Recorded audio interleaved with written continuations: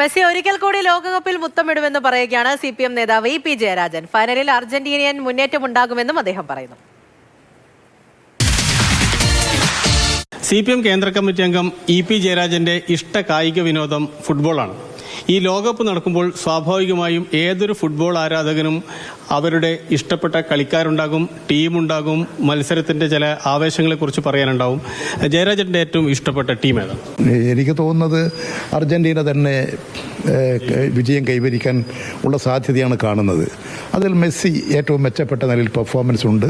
ഇവരെല്ലാം നല്ല നിലയിൽ ഈ രംഗത്ത് അവരുടെ കഴിവ് പ്രകടിപ്പിച്ചിട്ടുണ്ട്, ശോഭ തെളിഞ്ഞിട്ടുണ്ട്. കായിക രംഗം നമുക്കൊരു പ്രചോദനമാകും. ഈ ടൂർണമെൻറ്റ് തുടങ്ങിയത് മുതൽ ലോകത്തിലെ മുഴുവൻ ജനങ്ങളുടെയും ഒരു ശ്രദ്ധാകേന്ദ്രമായി മാറി. നമ്മുടെ ചെറുപ്പക്കാരെയൊക്കെ ഊർജ്ജസ്വലരാക്കാൻ, മറ്റ് ചിന്തകളിൽ നിന്ന് കായിക രംഗത്തേക്ക് അവർക്ക് പ്രചോദനം കൊടുക്കാൻ, ഫുട്ബോൾ രംഗത്തേക്ക് പ്രചോദനം കൊടുക്കാൻ ഈ മത്സരത്തിന് കഴിയുന്നുണ്ട് എന്നുള്ളതാണ് ഞാൻ മനസ്സിലാക്കുന്നത്. ജയരാജന്റെ ടീം വിജയിക്കട്ടെ. ഞാനൊരു ഫ്രാൻസിന്റെ ആളാണ്. നന്നായി.